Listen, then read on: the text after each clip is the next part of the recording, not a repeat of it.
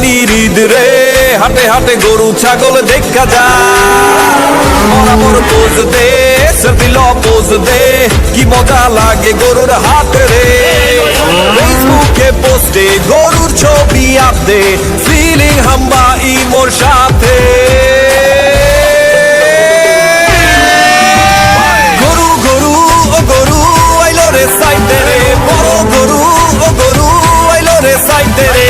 ও মামা চাইপা যাও, নাইলে গরুর গুতা খাও, দেখা শুইনা বাচ্চা লও, যত পারো ঘুইরা লাও।